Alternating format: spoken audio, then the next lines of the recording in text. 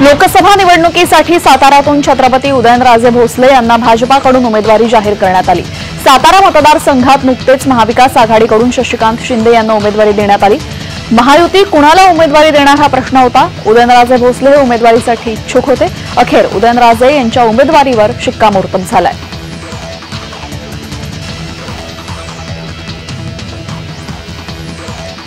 संपूर्ण राज्याचं लक्ष असणाऱ्या बारामती लोकसभेच्या महायुतीच्या उमेदवार सुनेत्रा पवार आणि महाविकास आघाडीच्या उमेदवार सुप्रिया सुळे एकाच दिवशी उमेदवारी अर्ज दाखल करणार आहेत। येत्या 18 तारखेला उमेदवारी अर्ज दाखल करण्यात येणार आहे। अर्ज दाखल करताना दोन्ही पक्षाचे महत्त्वाचे नेते उपस्थित राहणार असल्याची माहिती आहे। नणंद विरुद्ध भाऊजाई अशी ही लढत असली तरीही पवार विरुद्ध पवार अशी लढाई असेल।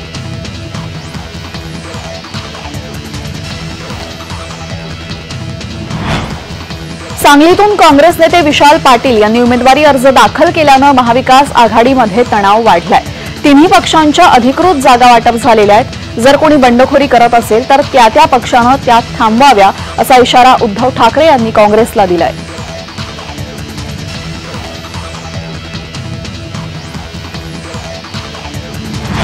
सांगलीमध्ये विशाल पाटलांनी शक्ती प्रदर्शन केलं। विशाल पाटलांच्या शक्ती प्रदर्शनात जनसमूह लोटल्याचं पाहायला मिळालं।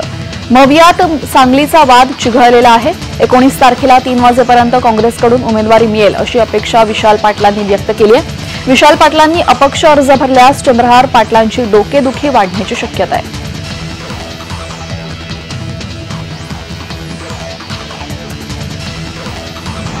कोल्हापूर लोकसभा मतदारसंघातील महाविकास आघाडीतील काँग्रेसचे उमेदवार शाहू छत्रपती यांनी मंगळवारी जोरदार शक्ती प्रदर्शन करून 3 अर्ज दाखल केले।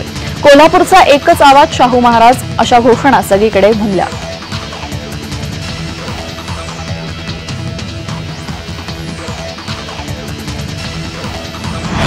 नणंद विरुद्ध भाऊजाई या संघर्षाकडे अख्ख्या राज्याचं लक्ष लागलंय। पण बारामतीत भाऊ विरुद्ध बहीण असाही संघर्ष होऊ शकतो। बारामतीत सुनीता पवार 18 एप्रिलला उमेदवारी अर्ज दाखल करणार आहेत। त्यासाठी निवडणूक निर्णय अधिकाऱ्यांच्या कार्यालयातून त्यांचं नाव अर्ज देण्यात आलेला आहे। त्यासोबतच उपमुख्यमंत्री अजित पवार यांच्या नावानेही अर्ज घेण्यात आलेला आहे।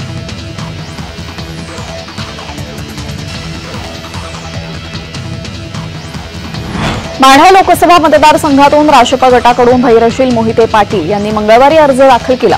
यावेळेस माजी उपमुख्यमंत्री विजयसिंह मोहिते पाटील हे उपस्थित होते। धैर्यशील यांच्याकडून विजयसिंह मोहिते पाटलांनी निवडणूक निर्णय अधिकाऱ्यांकडे अर्ज दाखल केलाय।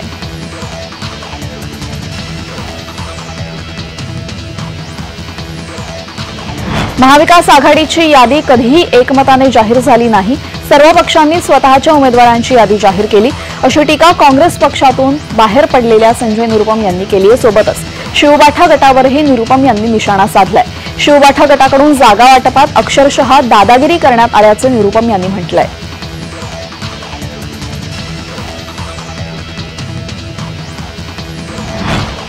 सध्या लोकसभेचं वारं वाहतंय, त्यामुळे भर उन्हात उमेदवारांची प्रचाराची रणधुमाळी सुरू आहे। पण उष्णतेच्या लाटेंचा फटका लोकप्रतिनिधींनाही बसू लागलेला आहे।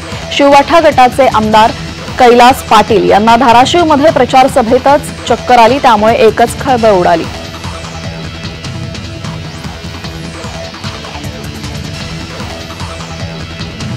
सोलापूर लोकसभा मतदारसंघातून भाजपाकडून राम सातपुते तसेच माढा मतदारसंघातून रणजितसिंह नाईक निंबाळकर यांनी मंगळवारी दुपारी उमेदवारी अर्ज दाखल केला।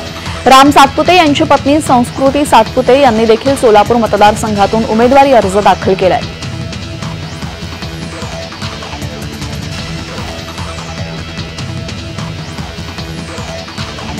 धुळे लोकसभा मतदारसंघासाठी माजी मंत्री डॉक्टर शोभा बच्छाव यांची जाहीर झालेली उमेदवारी आणि त्यानंतर डॉक्टर तुषार शेवाळे यांनी काँग्रेसच्या जिल्हाध्यक्षपदाचा दिलेला राजीनामा, त्यामुळे काँग्रेसमधील नाराजी नाट्य दूर करण्यासाठी बाळासाहेब थोरात मंगळवारी नाशिकच्या दौऱ्यावर होते। कार्यकर्त्यांची समजूत काढण्याचा प्रयत्न थोरातांकडून करण्यात आला।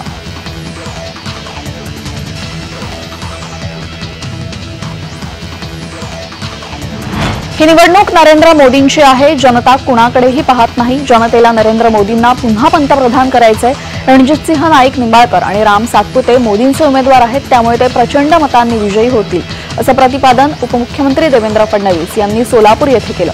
फडणवीसांच्या उपस्थितीत निंबाळकर आणि सातपुते यांनी उमेदवारी अर्ज दाखल केले।